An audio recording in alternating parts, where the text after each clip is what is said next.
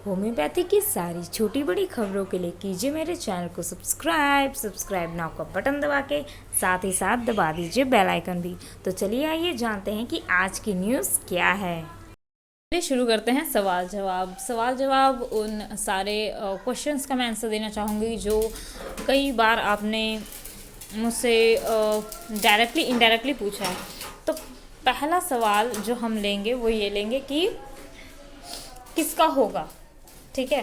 Counselling, ये मैं BTSC के बारे में ही पूरा डिटेल आज आपको बता रही हूँ कि किसका होगा। उन सभी का होगा जो भी काउंसलिंग के लिए जा रहे हैं, मतलब जो रियल में अपना हर एक चीज़ सही सही डाले हैं, तो बीटीएससी उनको ही सिलेक्ट करेगी और उनका जॉब लगभग आप समझिए कि होना है।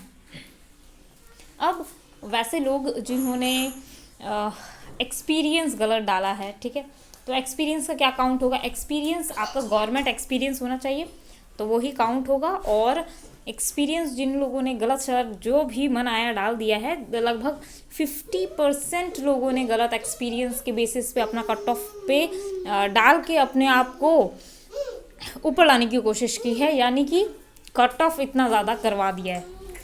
जबकि सबको बुलाना चाहिए था, सबको नहीं बुलाया जा रहा है। तो कट ऑफ जो भी होगा एक्सपीरियंस के बेसिस पे आपको दिया गया है।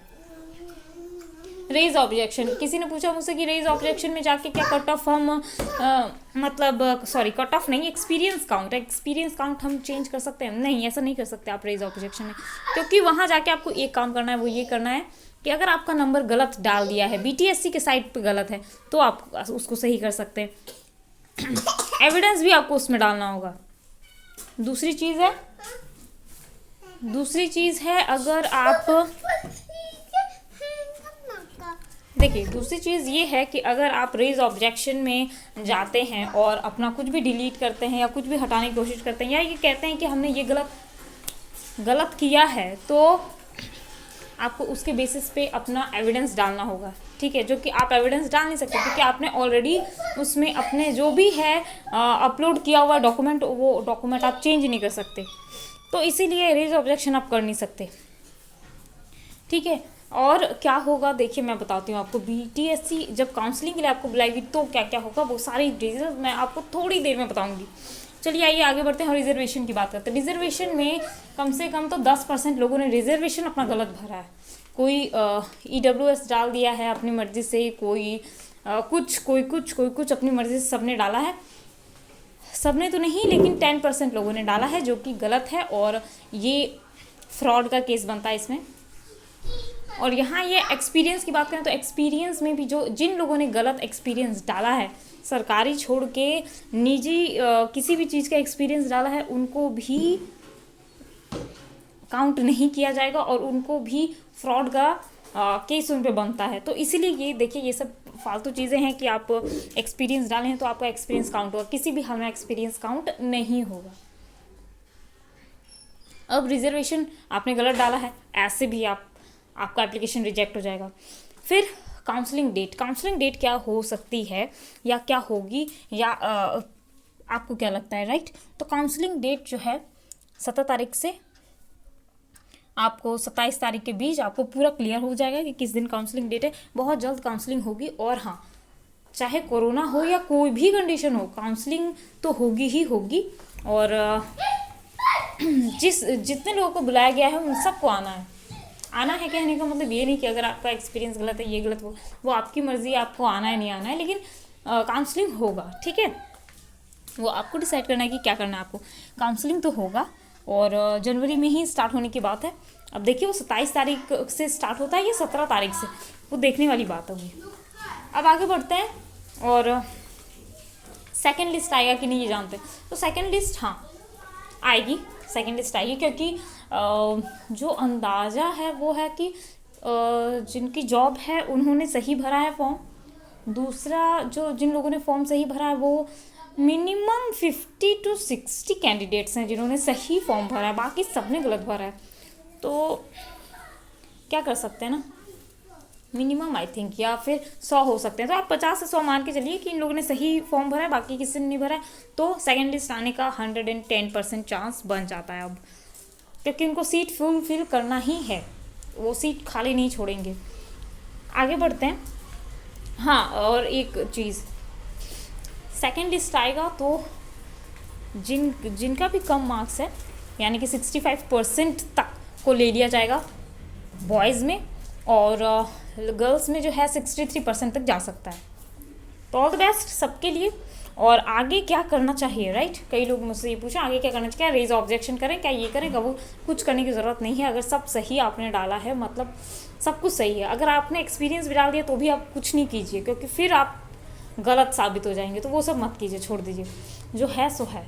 और उसके बाद अब अगली, जिनका नहीं होगा वो अगली वैकेंसी का वेट करें। अगली वैकेंसी भी बहुत जल्द आ रही है, और जिनका हो रहा है वो अपने डॉक्यूमेंट्स क्लियर रखें। और दूसरी चीज़, जब जाएं आप काउंसलिंग के टाइम पे 3 चीज़ें सबसे ज़्यादा ज़रूरी है। पहला मार्क्स, दूसरा आपका सैनिटाइज़र, और तीसरी सबसे इम्पॉर्टेंट चीज़, आपने जो कोविड की वैक्सीनेशन लगाई है उसका एक प्रूफ हम अपने पास रखिएगा। ये चीज़ें ज़रूरी है। और अब हम आगे मैं एक और सवाल को लेना चाहूँगी। सब जानना चाहते हैं कि ये 60 कैंडिडेट्स आप कैसे कह रही हैं, 60 to 100 कैंडिडेट ने सही भरा, ऐसा क्यों मैं कह रही हूँ? देखिए, ये मैं आपको बताती हूँ। 50 पे कैंडिडेट्स ने तो एक्सपीरियंस डाला है, जिसमें एक्सपीरियंस तो ठीक है, जिनका जॉब है उनका सही है, जिनका जॉब नहीं है उनका क्या, वो तो गलत डाले हैं एक्सपीरियंस, क्योंकि उससे पहले और कोई वैकेंसी आई ही नहीं। आप कैसे संविदा पे या कुछ भी आप डाल सकते हो, गलत है। और दूसरी बात है कि 10% रिजर्वेशन गलत डालें। फिर ये 10% हो गए कि कुछ बच्चे ऐसे हैं जिन्होंने फाइनल ईयर के मार्क्स डाल दिए, तो फाइनल ईयर के मार्क्स आपके काउंट नहीं होंगे। ये भी एक एरर है जो आपने किया है, और इसे भी मान्य नहीं किया जाएगा। और इसे भी जिस तरह काउंसलिंग के टाइम पे एक्सपीरियंस दे के रिजेक्शन दिया जाएगा, वैसे ही आप मान के चलिए कि आप अगर गलत डाले हैं, अपना फाइनल ईयर डाल दिए हैं, आपको पहले पूछ लेना चाहिए था, कंफर्म हो लेना चाहिए था। आप फ़ोन नंबर्स दिए गए, तो फ़ोन नंबर पे कॉल करके आप पूछते, लेकिन आपने नहीं किया, राइट? तो फ़ोन नंबर्स पे कॉल करके नहीं पूछा कि फ़ाइनल होगा कि नहीं होगा। मैं बता देती हूँ आपको, फाइनल के मार्क्स का कोई वैल्यू नहीं है, ओके? देखिए, सारा खेल तो मार्क्स का ही है, ठीक है? आप जितने नंबर से लेके आए हैं उसी का सारा खेल है, और आप यही गड़बड़ी करेंगे तो कैसे चलेगा? तो फाइनल ईयर के मार्क्स काउंट नहीं होंगे, और आपका जो भी आपने भरा है वो गलत हो जाएगा। रेज ऑब्जेक्शन में जाके भी अगर आप कुछ करते हैं तो वो फालतू होगा, क्योंकि पहले से डॉक्यूमेंट जो है अपलोडेड है, तो उसका कोई वैल्यू नहीं होगा। क्योंकि रेज ऑब्जेक्शन में जाके अगर आप करते भी, डालते भी, नंबर सही भी करते हैं, तो भी अगर भी टीएससी उसे काउंट मिलेगी तब तो सही होगा। मुझे नहीं लगता वो काउंट मिलेगी, और बहुत जल्द आपको देखने को मिलेगा कि जो है काउंसलिंग का डेट निकल गया है, ठीक है? तो ये बहुत मतलब सब जानना चाहते थे ये क्वेश्चंस, तो मैंने उसका आंसर दिया। और एक बात जो मैं आपको क्लियर कर देती हूँ यहाँ पे, कि बीटीएससी एक काम करती है, और वो ये करेगी कि आपके जितने भी डॉक्यूमेंट्स हैं, आपने जो भी अपलोड किया है, वो सब का उनके पास पूरा डेटा होगा। जो भी आपका वेरिफिकेशन करने बैठेंगे, आपका नाम उन्हें पता होगा, आपका हर एक चीज़ उन्हें पता होगा। इवन आपका जो चेक होगा, आपका जो ये एक्सपीरियंस चेक होगा या आपका रिजर्वेशन चेक होगा, उनके पास ऑलरेडी सारे डिटेल्स होंगी, रिजर्वेशन से लेके हर चीज़ का उनका डिटेल होगा। तो इसीलिए आपको ये सोचना, इवन आपका फ़ोटो तक उनके पास होगा, वो फ़ोटो तक मैच करेंगे, ठीक है? आपका हर एक चीज़ जो भी आपने अपलोड किया, वो सारी चीज़ें उनके पास होगी, वो ओरिजिनल से मैच करवाएंगे। तो फिर धांधली हो गई, ये हो गया, वो हो गया, ये सब कुछ नहीं होने जा रहा। आप इंतज़ार कीजिए, काउंसलिंग का सेकेंड लिस्ट ज़रूर आएगी, काउंसलिंग होने दीजिए। काउंसलिंग के बाद एक मेरिट लिस्ट बनेगा, और उसके बाद सेकेंड काउंसलिंग लिस्ट आएगी। All the best. हम मिलते हैं अगले वीडियो में। और हाँ, बहुत सारे लोग मुझे लाइक शेयर नहीं कर रहे, बहुत गलत बात है। ये आपको लाइक शेयर ज़रूर करना चाहिए।